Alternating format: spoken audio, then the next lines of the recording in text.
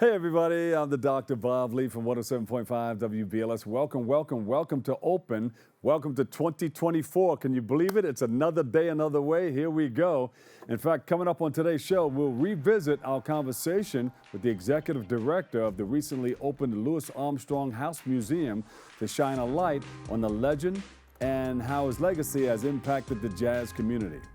Then we'll shine a light on a young lady, a young woman who we had the pleasure of speaking to a few months ago.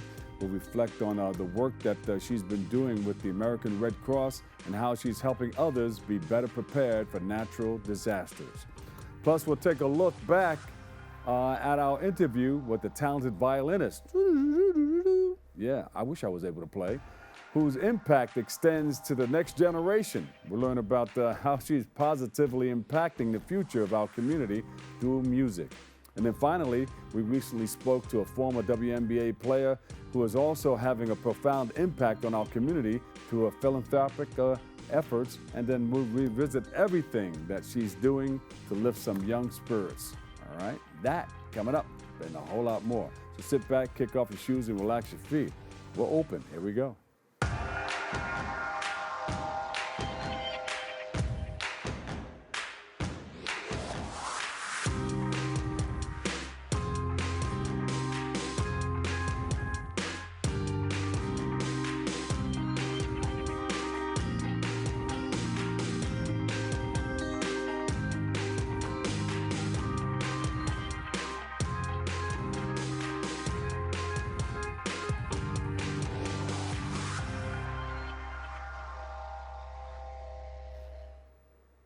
Hello, darling. Hey, everybody. I'm the Dr. Bob Lee from 107.5 WBLS. You are watching Open. Thank you so much. It's that live interactive program that brings the Bronx and New York City right to you, right straight to your TV set. So stay connected to us through social media at BronxNet TV. Leading things off, we are fortunate to be joined by so many talented artists in 2023, but we also took a look back in time to honor the artists of the yesteryear. Yes, our conversation with the Louis Armstrong House Museum Executive Director, Regina Bain, allowed us to celebrate the life and legacy of jazz legend Louis Armstrong. Let's take a look. Regina, welcome. Thank you so much for having me. Yeah. So there's a lot of things happening in that area right there. You have the Louis Armstrong School. You got his home where he used to live, and now you got the museum that's opening up. Talk about it. So, Louis, of course, hopefully folks know Louis Armstrong. Yes. He was born in New Orleans, but he lived in New York for 30 years with his wife, Lucille, on 107th Street in Corona, Queens. He was a hit trumpet maker, voice maker, and most people know him from What a Wonderful World, but he had hit songs for Oh five yeah. decades. Oh yeah. Hello, Mega Dolly. mega star. But he lived for 30 years in New York, and some people don't know that they can come to his home, take a guided tour. And Lucille is actually the person who made sure that we have this legacy and the legacy of so many other things in Queens that are named after Louis Armstrong. She helped to make that to be after Louis Yeah. passed in 71. Any correlation between BB King, and the guitar Lucille and naming his instrument Lucille? Did they know each other? No, no connection there. But I think Lucille was, you know how names they evolve Yeah. over time, and there are some names that become popular. Lucille was a A popular name popular at name. that Yeah. Yeah. Yeah. That's good. So when are we opening up? Is it is there a grand opening time. date We are set? open right now, Right now. right Right away. now. Right So today. yes, so the historic home has been open for guided tours since 2003.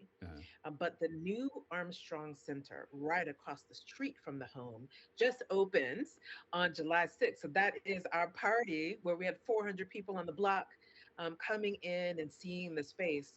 The architects were Caples Jefferson architects, and yeah. there were a host of folks who came in to help us with this building. Queens College really helped to make this happen, along with the Louis Armstrong Educational Foundation, who have been our partners for decades, Yeah. bringing this to light. And if you don't know Louis Armstrong, You got to Google him or do something or go to the New York Public Library or read one of my books, People to Know in Black History and Beyond. He's in there. Excellent. And why was this so important to open up the museum featuring such a giant as Louis Armstrong? Black history is important. Black history is American history, and we must keep the legacies that are our birthright. Yeah. And we are so lucky to have this site. We're lucky to have the 60,000 piece archives, the largest archive of any single jazz musician Wow. that is now completely digitized and Hmm. searchable 24 hours a day. And this is his letters. He had hundreds of hours of recordings, pictures, and all of that is a part of That's My Home, the new exhibit curated by Wow. Jason Moran. And so you're seeing that exhibit there. It has archival materials, so different selections from the 60,000 piece archives that create a story that Yeah. people can check out. And they have the kiosks there where you can listen to some of the music. Most definitely. So people can pick up a speaker and put it to their ear and hear the stories, hear some of the work, the videos that we have in our Mhm. archives, and they can learn more about the music. Of course, they can always go to our website, lewisarmstronghouse.org, and learn more Yeah. about Louis Armstrong and get tickets because it's a ticketed experience. Who better to talk about it than an artist like you? You're an artist and an educator, and you're serving the community. Do you play one of the instruments? You play a trumpet? So I am not a musician. I actually was an actress. I went to the Yale School of Drama and studied theater. I have a deep dedication and respect for art Yes. and what art does for people's lives, what music, what theater, what all forms of art do for humanity, for all of us. Yes. And I'm an educator. My mother was a teacher. My grandmother was a teacher. So I was looking for something Mhm. that brought art and education together, and that is the Louis Armstrong House Museum. There you go. Woo. So, some of the other things that you didn't talk about, what are some of the other things that we can expect when we step into the museum? So, of course, for our museum, we want to preserve and share the legacy. So that's the guided tours, that's the archives. But we also want to live the Armstrong values, our values of artistic excellence, of education, and of community. So artistic excellence means contemporary artists who come and do research in our archives and create new works. Yeah. I see in that clip that we saw Assemblyman Jeff Aubrey there. What did he have to say? Yes, He's very instrumental in our community. yes. And hopefully you all can hear me. Can you hear me well? Yeah, I can hear you. Okay, I perfect. hear some other people speaking. You hear that? Yes, I do. Yeah. I do. Okay, I that I think that cleared it up. That cleared it up. But We yes, just had to speak this, about it, right? We had to talk about yes, it. yes. Like, If you what's hear going something or on? Okay, say, okay, if we're you clear, hear we're something clear, or we're see something, say something. clear.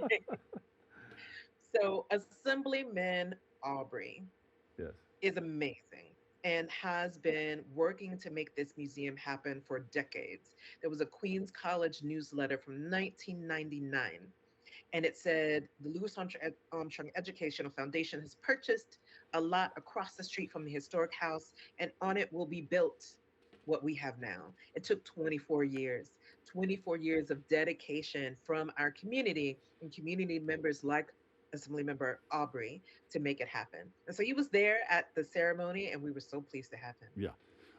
When is the museum open? Is it going to be open 24 hours a day? No, probably not. But what's the times that it will be open?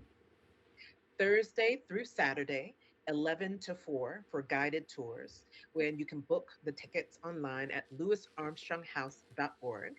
But on other days, we're open for group tours. Hmm. So if you'd like to bring your classroom, if you'd like to bring your senior center, other groups, you can book on other days. You just go online and fill out the form, and we'll figure that out for you. What are people driven to when they step into the museum? Because what's the main attraction that people want to see or hear most? they're they're driven to the atmosphere. They just want to be in the midst of of greatness of what this man Mm. represented. They're driven to the trumpet. The King George V gave of England gave a trumpet to Louis Armstrong, and that is on display. They're driven to the Grammy from Hello Dolly, and then if they take the guided tour into the historic house, no one has lived in that house since the Armstrongs. All the furnishings, the The wallpaper, original. the art is theirs. Yeah. And so it feels like you just stepped through time back for when they were living there. And you can, as a part of our experience, we have archival audio. So you can Yeah. hear Louis and Lucille talking as if they were in the room. Yeah. Because he recorded himself and he recorded and Lucille talking, sometimes fighting. He recorded all of that, and it's a part of our archives, and it's a part That's of the real. historic house experience. Yeah. He was also an actor too. Speak about that. He was in a number He of was films. over 35 motion pictures. He was the first African American to have featured billing in a Hollywood film. He was one of the first artists to have in his contract that he would not play in a place where he could not stay. So this Exactly. was when there was segregation and Black artists could not drink water, use the bathroom, definitely not stay in a hotel in many places. And he got big enough where he could say, actually, no, we're not doing that. Yeah. I will not play here unless I can stay here. Yeah. And helped set a precedent for other artists. Yeah. And a lot of people went through that. And they had to work the chitlin circuits. That's what they called it back then, and stay like undercover. And you couldn't eat at certain places, couldn't drink the water, and it was just Mhm, terrible. But I'm glad he mhm. stood up and said, you know what? If I can't stay here, I can't play here. And that's a beautiful He thing. He was was one of recognized the for that. first. Yeah. I mean, he was born in 1901. This is in the reverberations of slavery. This is before the civil rights movement. He's breaking barriers and being one of the first to open the doors. And so we're so thankful for He him would be for about doing. 122 years old right about now. Mm-hmm. Something like And that. you He was know, he born had in two 1901. birthdays. Do the math. 1901. He had two birthdays. While he was alive, he believed that his birthday was July 4th.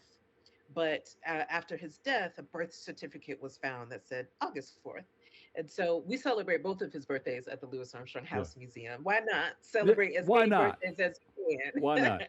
We do that with concerts. We have lots of concerts throughout the year in Yeah. our garden. And now in the new Armstrong Center, there's a 75-seat performance venue. And so if folks sign up on our newsletter, when they go to our website, they'll learn about the performances. We just had Catherine Russell, jazz legend vocalist. Jason Moran is going to be performing in the new jazz room on September 23rd. On July 29th, we have some trumpet players who are going to be performing. And if you have a young person in your life between ages 8 and 12, and they want to learn to play the trumpet, What? sign up on our newsletter on our website, and you can get classes for free. Look at that's beautiful. And I like that they have a new jazz room where artists can come in and perform. Are those hours listed? Are they scheduled where people So, can see? so the season is not out yet. Because we just opened, we're gathering our season together. Yeah. So, and when folks sign up to the newsletter, they'll see that there. But we're so excited for what this jazz room will bring. We are definitely about history. We are a museum that is preserving through archival, through the historic house, but we're also about the future. We want artists right now to know the legacy that they're in and be able to perform new works. Beautiful. So we have something called Armstrong Now, where we work and give residencies. So if you are an artist out there, an artist from the Black diaspora who wants to uh, apply, check us out, and we would love to work with you. What's that website again?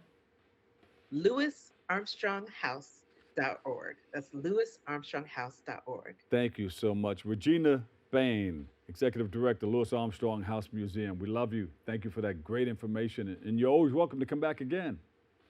Thank you. Would love to. Yeah, we're going to catch you in there. Maybe we'll do something from the jazz room and we'll do it live. I love that. That's Yeah. great. All right. Talk to you soon. Thank you. And I'll see you soon. Be well. Thank Wasn't that special? Yeah. Louis Armstrong, he didn't play where he couldn't stay, and a lot of people follow that too. We appreciate everything that Regina Bain and our friends at the Louis Armstrong Museum are doing to honor the legend himself, Louis Armstrong. Got to get over there and check out some of those archives. Go through the paperwork and listen to them. You can hear them speaking, and the smell of it all, and the look of all the aesthetics. Got to check that out. We'll take a quick break right here. I've got more Open coming your way next.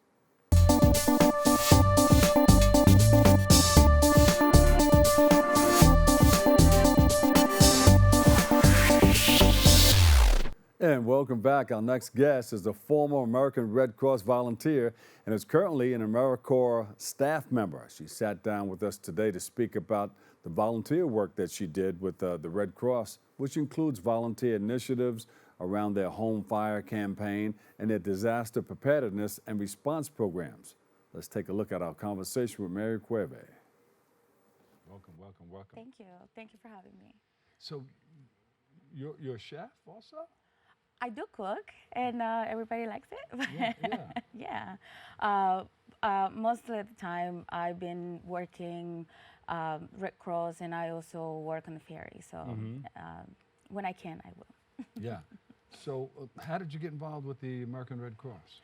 I had a friend of mine. He encouraged me, and he said, it's easy. Go ahead, apply, and went in, and I love it. It's great. It's great work, and it makes me feel better. And what was the first? Where was the first place that they sent you? So I helped with Hurricane Ida back in Queens. So I did locally, and I also deployed to Puerto Rico to help for Hurricane Fiona last year. That was big. That was very big, and there was a lot of devastation out there. Absolutely. And still to this day. Still working. Yeah, the local region is still working towards helping everything else, and it's tropical, so they always have storms coming pass by or things of that. Well, I'm glad you're here. We have a storm passing by, Yeah. and they continue to pass by. We were ready for Hurricane Lee. Yeah. The region got ready right away, and after the path change, then we sent everyone to Maine. Yeah. And good thing that it stayed out in the ocean mostly, right? Yes. It was a Hurricane 5, and then it went down to a 3, and then it stayed like out and went this, back up to Hurricane 5 again. Then it was going past us, like if this is the East Coast, it went past us and we're way up and hit, what, Maine? Yeah. But not locally, nothing really happened, which was great. But it was very good that the region was ready to respond, and if not, then they send the local volunteers to help out the region in Maine. What's some of the things that you have to do as a part of a Red Cross volunteer? It depends. Some people just want to do local, regular things with home fire campaign. You do that on your twice a month, if that, or you also can get yourself qualified to deploy anywhere in the United States and their regions as well. So it really depends on how you want to use your time. And who's that? We had a picture up there. Show that picture again. Who are these people here? These are, so we have the preparedness team. I believe this is in Spring Valley. Oh. We are taking all of the preparedness programs and bringing it to the library so that the community can take advantage of it. We also had the dog as a therapy dog, and we had all of the preparedness. Prepare with Pedro, the Pillowcase Project, Hands-Only CPR, and Big Red Cross Ready. Yeah. So Big Red Cross Ready, that includes the initiatives around their home fire campaign and a disaster preparedness program? Yes, essentially yes. It teaches you how to be prepared in case of a disaster, man-made or natural. And with that, we also teach you how to stay prepared in your home with fire safety. And so make sure that you have working smoke alarms, how to maintain them monthly. Yeah, It's very big. And Yeah. most people have smoke alarms, say they go buy it in Home Depot. Most don't know that they have to maintain them monthly. Just press the test monthly. monthly. Oh, you hit the test button. And that's it. I That's was all gonna say, you if do. that battery dies in a month, you need a new No. system then. Well, some, I think they said every 6 months you can change them. However, okay. the batteries that we have, the smoke alarms that the Red Cross have, are Right. good for 10 years. The only maintenance is that test button monthly, and you're good to So, go. well, if you have a system in the battery? I don't know if it's the battery. Well, sometimes it is. And it just beeps, beep, and it drives you crazy. Where's that coming from? Right. So that means the battery is going low, and you can Change the battery. Yep. Or you can let the Red Cross know that your battery is going low, and we make a priority to go to your home and change the smoke alarms essentially. It's a smoke alarm, and then there's another one in there that detects gas or The carbon monoxide. Carbon monoxide. So it's a combination alarm. Usually we put those in common areas, living rooms, but not too close to the kitchen because sometimes they're so very, what is the word? Very sensitive. And so it can go off if, say, you burn something. Like, the toaster. Yeah. So it will go off I've done right that a away. couple of times. And what do you go to I'm do with a guilty. towel and you Yes, just fan it a little bit. fan that thing? Yeah, because it's you don't want to take it off and disable it because you will forget about it. Yeah. So just fan it a little bit. There's also a hush button on the alarm, and you will be It would good. make us like a sleep button. Yes. And then it'll come back on when you need it. Absolutely. This is hurricane season, Mary. And what should people do? Should they have a go bag just in case there's an emergency? They got to get out of the place. So if there's a fire in the building, you have a go bag. What should people have in that go bag? Okay, so it would be essentials, water, canned food, not so much canned, but maybe like bars, things that it's not too heavy, right? Because you want to have at least 3 days supply.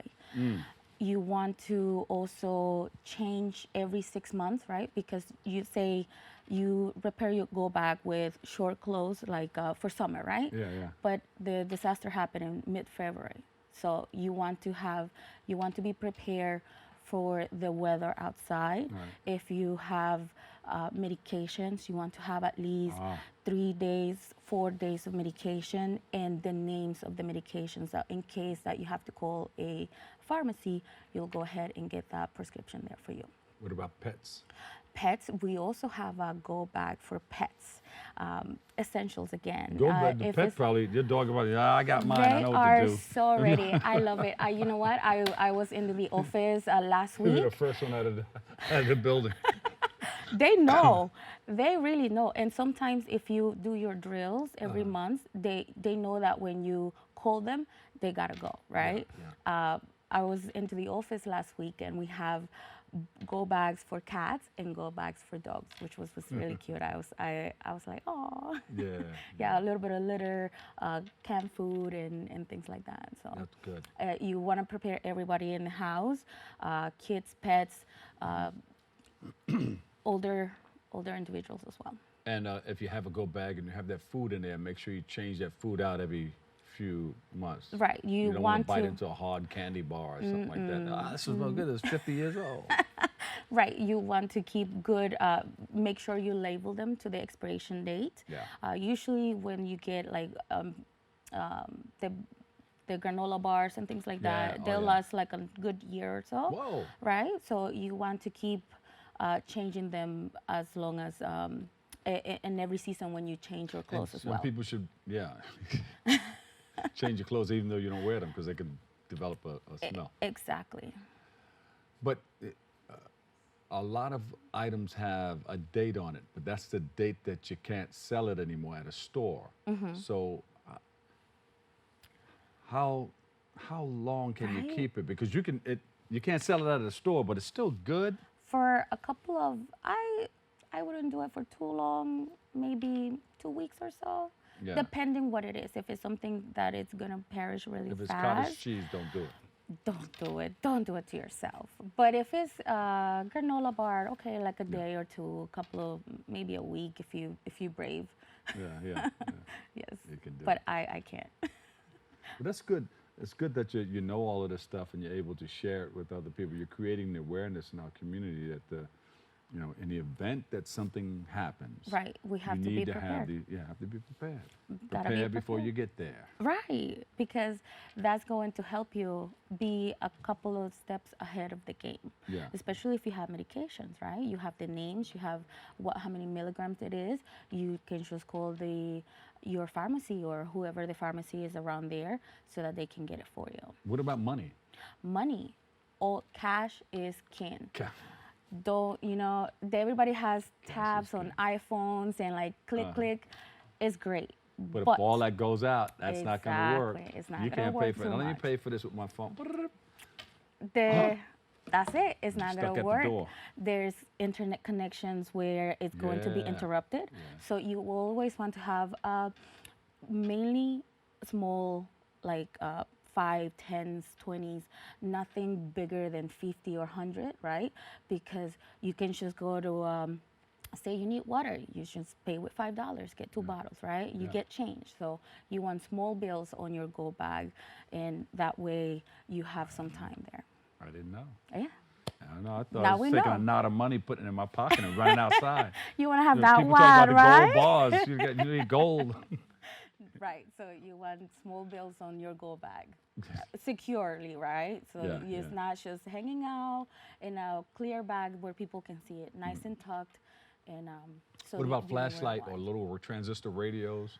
Radio, flashlights, things that can keep you in communication of what's happening out there, right? When you are on shelter, we can give you some essentials, but you also want to be communicate and things, what is happening, how things are there. And flashlights are great because when you are in a shelter and you have to go to the bathroom, you just take your little flashlight and go out, right? Yeah. If you have kids where they are afraid of the light, you just give them the flashlight and that will settle them a little better. Flashlights, soap, toothpaste. Right, Toothbrush. hygiene things. You want to have,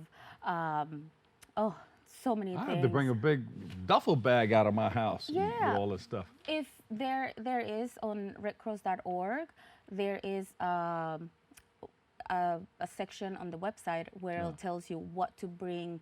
It gives you all the suggestions what to bring on the go bag for sure. I know some people will try to bring furniture and everything. Let me have a couch. Yes. I can pull this. I got to pull out bed. It has to be very small. It has to be small. Right. When you got to go, you got to go. And even in your family, right? You have multiple, even though it's a big family, everyone should have a Have their small, own go bag. exactly, prepare and custom to their own.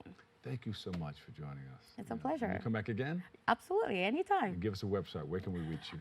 Well, I have my email, mary.cueva@redcross.org. And to go and check everything else for the Red Cross, it's redcross.org. You can have options to volunteer there and also how to stay prepared for emergencies. Thank you for all the work that you're doing. We appreciate you. It's a pleasure. Mary Cueva, thank you so much. It's a labor of love. Thank you for all that you do. Remember, no gold bars in the gold bag. No gold bars in the gold. Say that 5 times real quick. But just take the essentials that you need, pack it up, and if you have to go, you got to go. Got to go, got to go. And we'll take a quick break right here. I've got more open coming up next.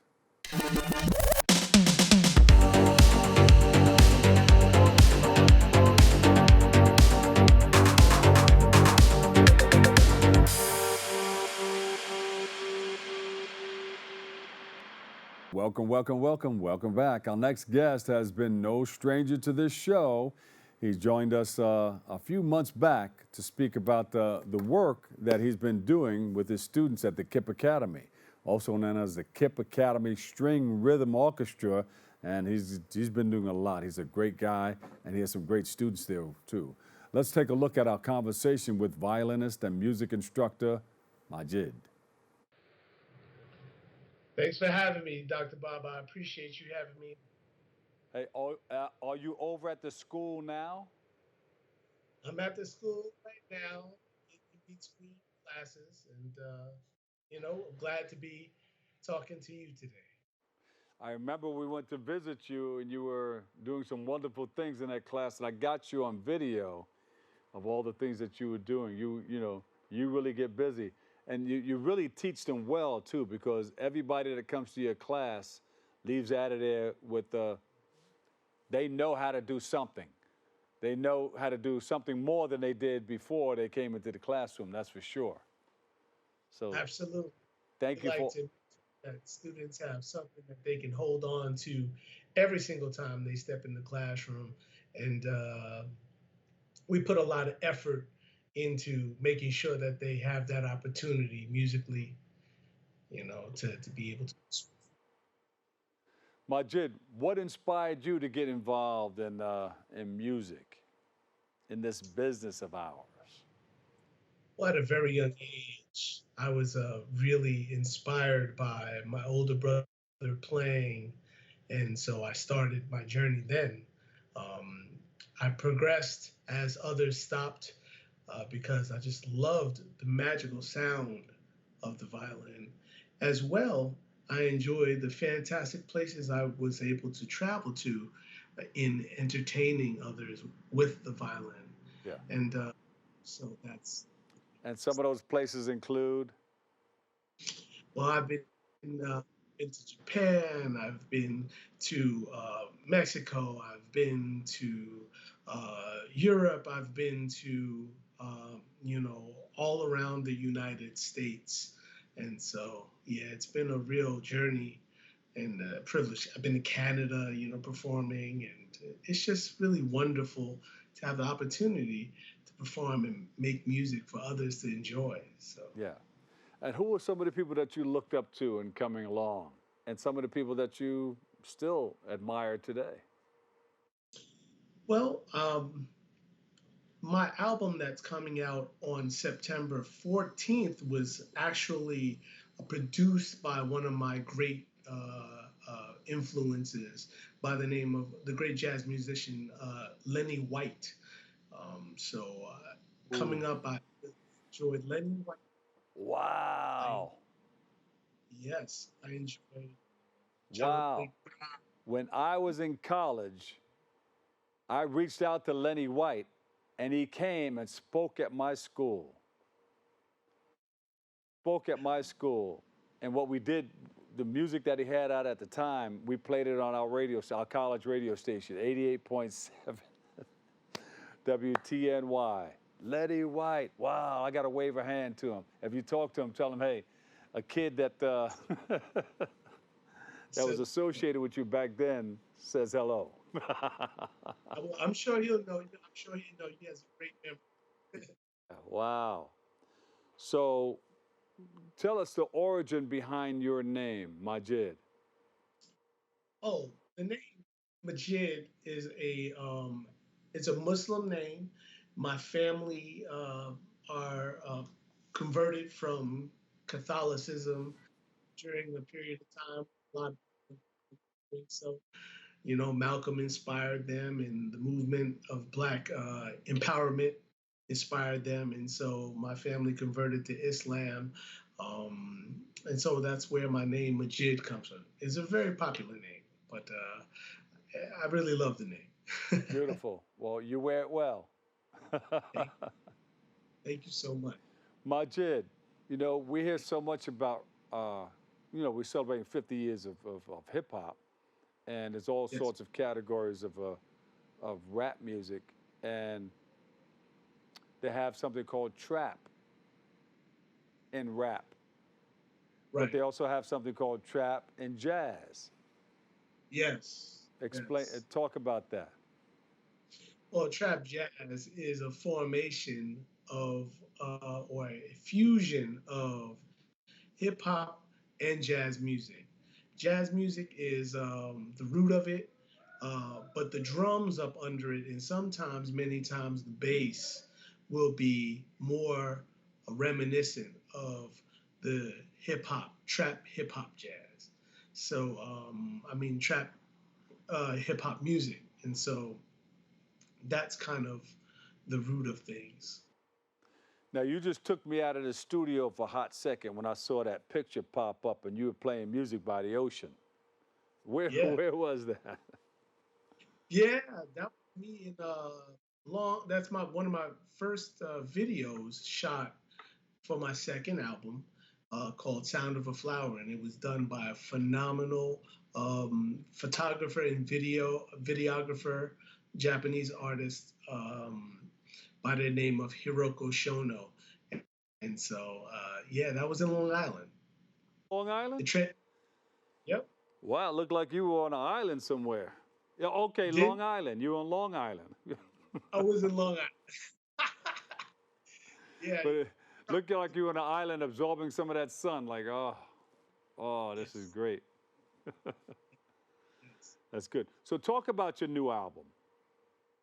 My new album, No Looking Back, is an homage to my influences from the fusion period of jazz music, which is where Lenny and Return to Forever comes in. They influenced me heavily. A fusion of that, my own particular creativity, as well as what was going on in the 80s in hip hop music. And I kind of, that was my inspiration. I took that and then I started creating and building on that to update it to something that was more um, tra- trans, um, how can I say, it translated better for the 2023 crowd of listeners. Beautiful, beautiful. And you said it's coming out September 14th? It's going to be out on September 14th. Yes, I have several dates around that time as well where I'm going to be doing some performing. Interestingly enough, on September 12th, I'm going to be in Brooklyn doing a Hip Hop 50 tribute with a collaborative musician, rapper by the name of Dime a Dozen at one of the Brooklyn libraries. And then that weekend, the release weekend on the 16th and the 17th, I'm going to be at South Jazz Kitchen in Philly performing and just kind of. Well, put down November 30th on your calendar for the Make the Grade Awards at Terrace on the Park. We'll do. All right. Stephen, Gonna Stephen will get hook that. you up with all the other information because we've been playing you in our videos and stuff like that, and so students and other people have gotten the chances to experience you. But if they see you live, that's a whole nother story. Bam. Yeah, absolutely. I Yeah. actually, it would be wonderful if my orchestra could come and join you on that occasion. But it is up to you. But we would love to join you on that occasion. Okay. All right. We'll talk more about it. We'll get information back and forth. All Um, right. How fulfilling is it for you that you're teaching the next generation of musicians? Because a lot of people looking up to people to guide them in the right direction, and you have a wonderful person like you that can do that. Well, teaching has a very unique space in my life because my mother was a teacher, my father did some teaching as well, my brother and my aunts are teachers, and the ability to actually transport your information directly to a person so that they don't have to go throughout the trials and tribulations that you might is incredibly gratifying and rewarding. I mean, I see students and they don't really understand what it takes to gain knowledge on the ground. And so to have them not have to go through certain pains and have a process that has them in mind is incredibly gratifying, especially to have a person of color like myself give back to my own community. Just allows a little bit more of a direct transfer with some love involved. And so, Now I see you've had the the violin in your hand for some time now. Show me what you're working with. I mean, you know, if you have it in your hand, that means you're ready to play it, right? yeah, I got it. All right, touch it just for a second or so.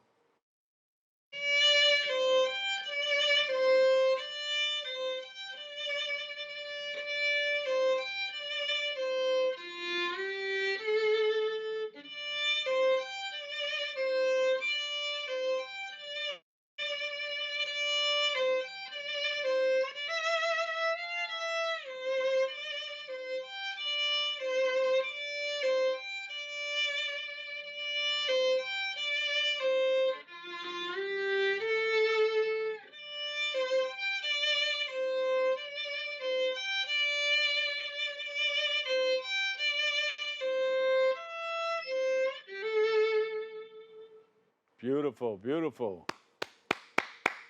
Everybody's clapping all around the world. Thank you, thank you, thank you. Ma JiD, we appreciate you, my brother. Thank you so much. We Thank you appreciate for you. having me. And Dr. we'll Bob. I talk appreciate very, very soon. Ma JiD, it. violinist, composer, educator, always accompanied by the KIPP's Academy String. I said KIPP's. KIPP Academy String and Rhythm Orchestra. KIPP. Knowledge Power Program. KIPP Academy. I know exactly where you are, too. We'll visit again. And we'll talk very soon, all right? Thank you for all that you do Thank you so much, in the Dr. Bob. edification I of young appreciate minds, and thank you for all you do in our community and giving us great music, too. We love you, man. All right. Oh, you know, we got to get him here in the studio, you know. This is a new year. Hey, it's a new day. Bring the kids in, too. Bring the youngsters, the students in, and maybe we can get a whole orchestra in here. Ma JiD, it's always a pleasure having you, man. Thank you for sharing your talents, and thanks for sharing all that great information, too. All right, we'll take a break. I've got more coming up next on Open. We're wide open. We'll continue what we do.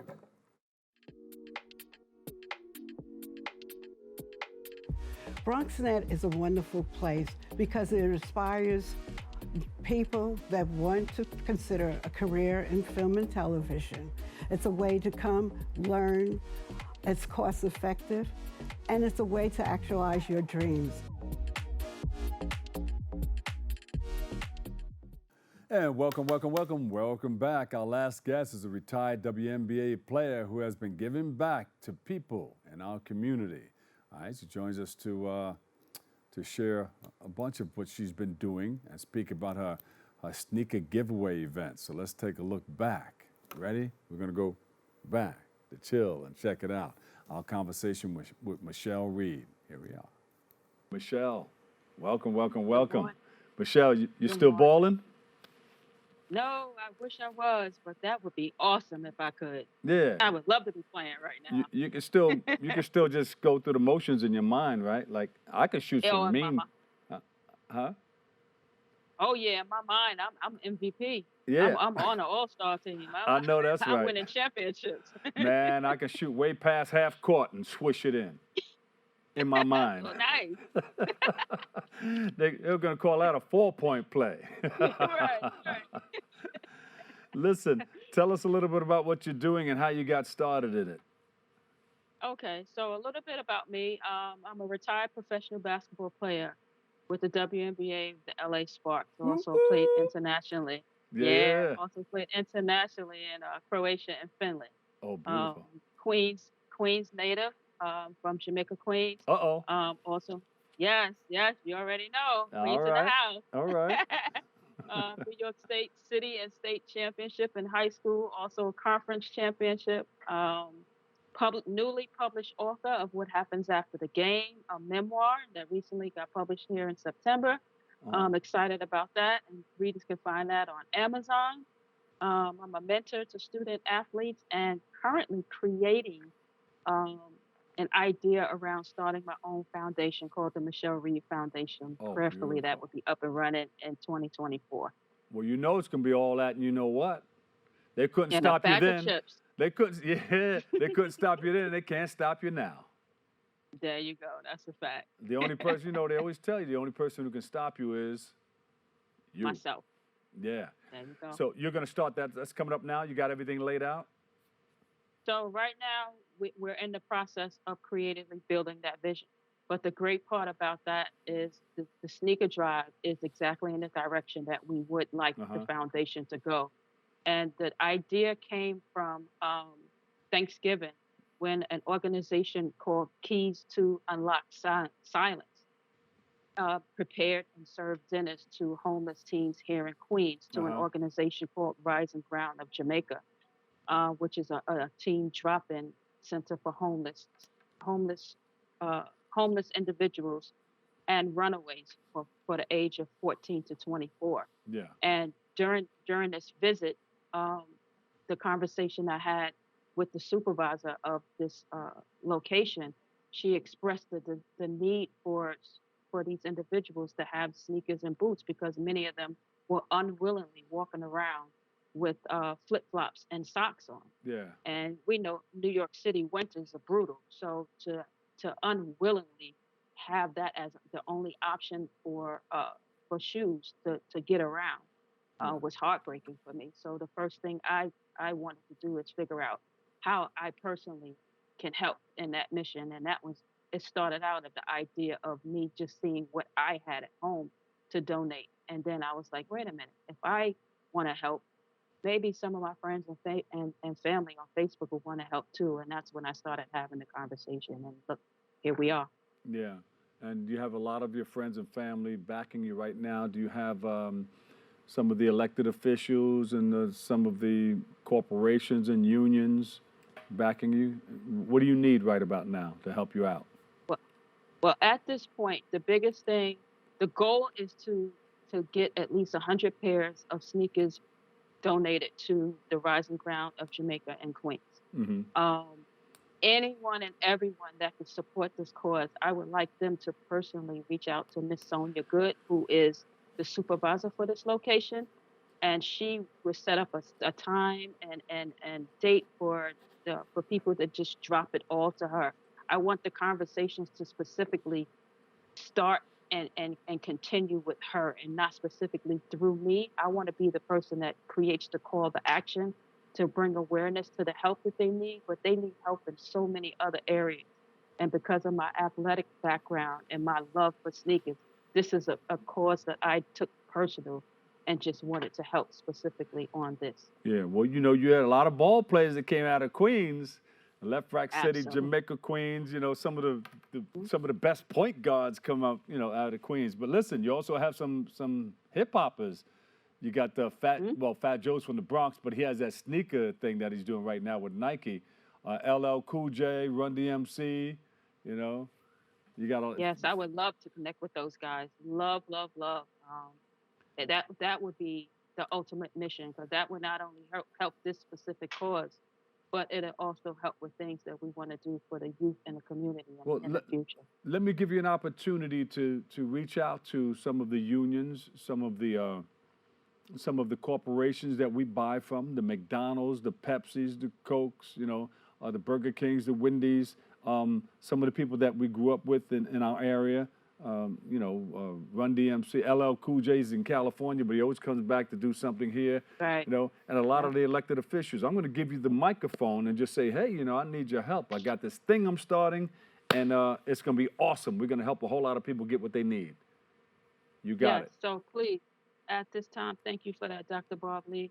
And at this time, please, everyone that's in Queens, New York City, no matter where you're from or where you're located, if you are in the giving spirit and wish to help these individuals that really need our help, and not just sneakers, they need clothing, they need toiletries, they need care packets.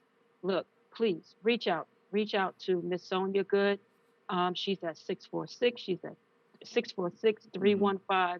646-315-7320, or they can email at Miracle Mindset, and that's mindset with 2 T's, at gmail.com. We would love your donations. We would love to work with you. We would love to to figure out how this could be not just something that just goes on just till January 7th, but a long-term commitment to serving our youth in the community. Mm-hmm. And this is just a start. The soulful giving. This is just a start. Yeah, this is just for the holidays, a soulful giving. But we're going beyond that. Right. Michelle is starting, she's a former WNBA player, and she's starting a foundation, and she's ready to, get those wheels turning in that direction to help other people. And it's important when you help enough people get what they need out of life, you get more than you can handle. Michelle, do your thing.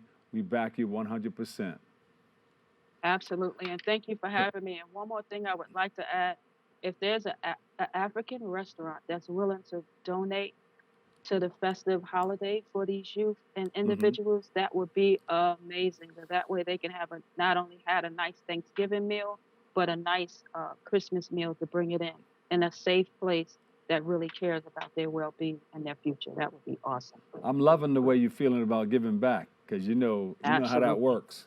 You know how that My works. heart. How have you Mhm. channeled some of your competitive fire that you carry with you, that you carried with you on the court, and now you're working it out on location to help others?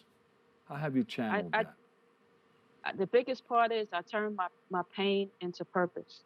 And I've been through a lot of challenges and I've been through a lot of triumphs. And during that time, I was like, you know what? How can I change? Because I'm not physically able to do a lot of the things that I used to do for the game, how can I still give back with purpose, not only to my community, but to those who are coming behind me that are looking to go to the levels that I played at and the steps that I played for. And things like this and giving back is always been a big part of the legacy that I want to build. And if I leave nothing else beyond my time here on earth, it's my ability to give Mm, back to others the way the game has given yeah. back to me. And people think it's easy. You get up there and get on the court, and it's right there. This is what you've been doing. You got out of the bed, and you're at number one. But talk No, about some of those challenges that it takes to get there. let me tell you, the game started for me at 5 years old in Jamaica, Queens. Uh-huh. I didn't wake up one day and put on a uniform in high school and suddenly became great.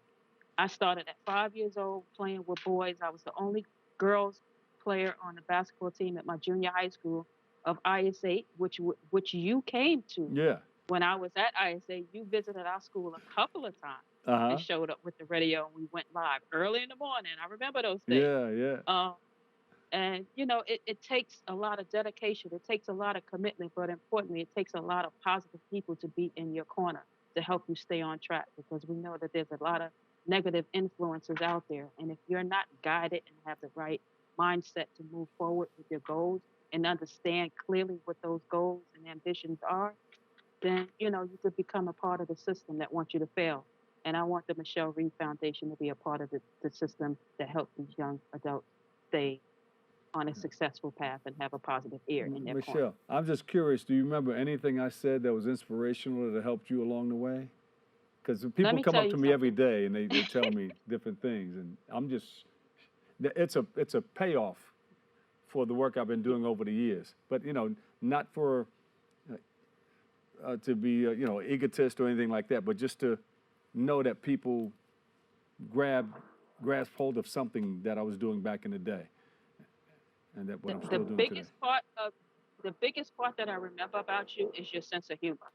You always started with a laugh and you always ended with a laugh, and you left a big presence of you really wanted to be there to encourage us to continue with our goals and dreams. That's And you pushed the envelope on that, and that stuck with me big time. I remember this really tall, light skinned guy that came with this microphone and just had a big presence and was just so humorous, and yeah. it was just motivating, and that's the biggest part that I remember about you.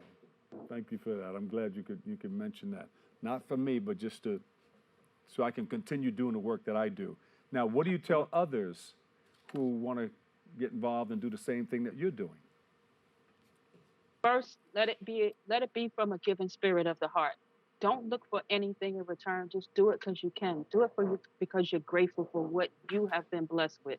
No matter how big or small your blessings come, it always feels good to give back to somebody else, because there's always someone who wants to be in your position, regardless of what that position may be. So Beautiful. if you're in the spirit of giving, just give and look for God to be the receiving blessing of thanks Yeah. from that gift.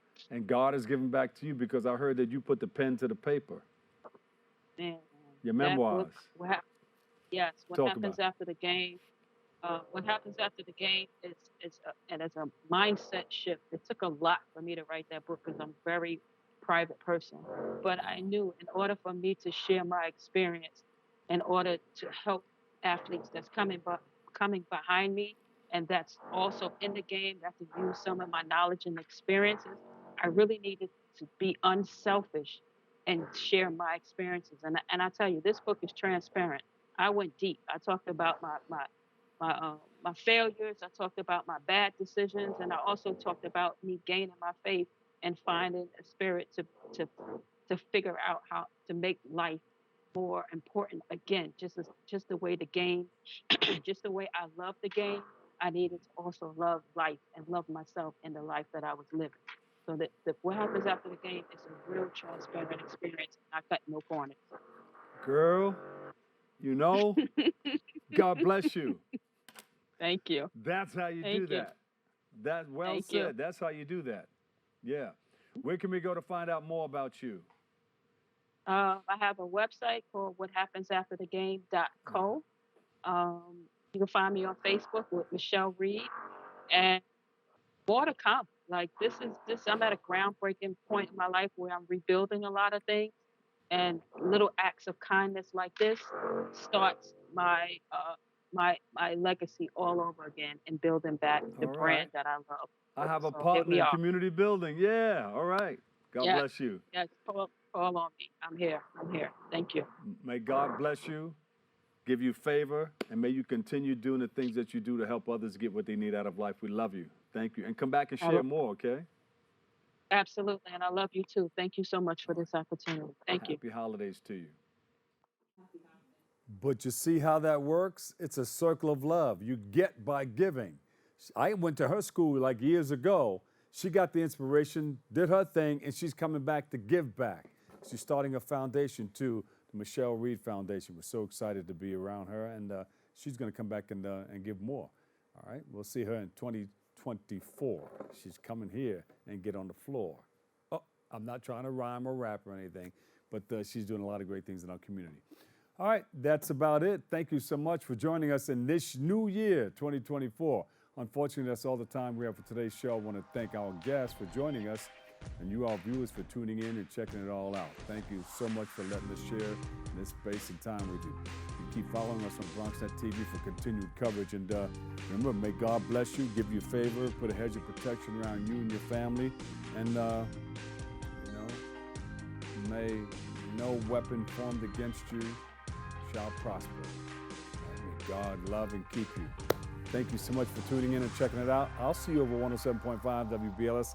Thank you, thank you, thank you. We can't thank you enough because we have an attitude of gratitude. Now you can join our hosts, Kevin Arlene, Darren Jaime, and Rena Valentine for new episodes of Open Tuesday, Wednesday, and Friday. For all of us here at BronxNet, have a great and enjoyable day. And thank you. We can't thank you enough.